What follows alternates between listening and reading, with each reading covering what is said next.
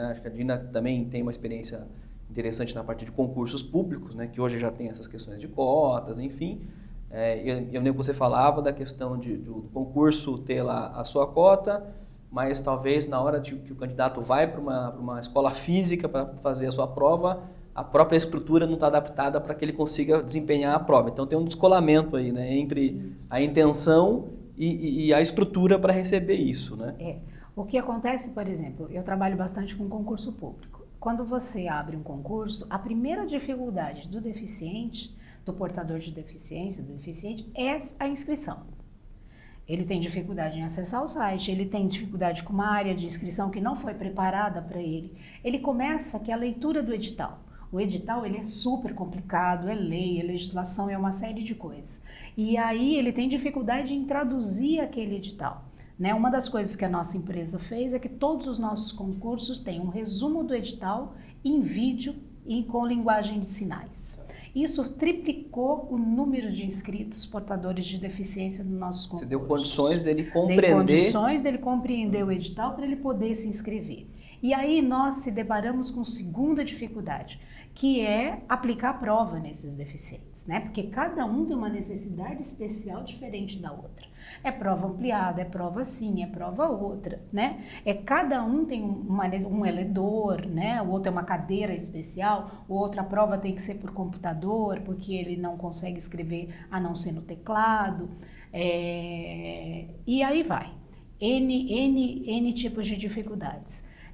Que aí você tem que ir superando cada uma delas. Se você tiver, como eu tive um concurso que eu tive 300 e poucos deficientes inscritos, eu tive que ligar para os 300 deficientes e conversar com cada um deles ou com o tutor dele, para saber qual era a necessidade. Então você tem que ter essa preocupação, senão não adianta você ter um edital aberto para eles, uma boa ficha, se você não consegue dar um bom atendimento no dia da prova.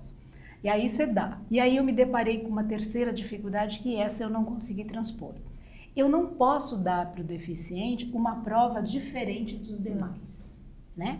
Porque a legislação não permite. E eu não posso ter uma correção diferente dos demais.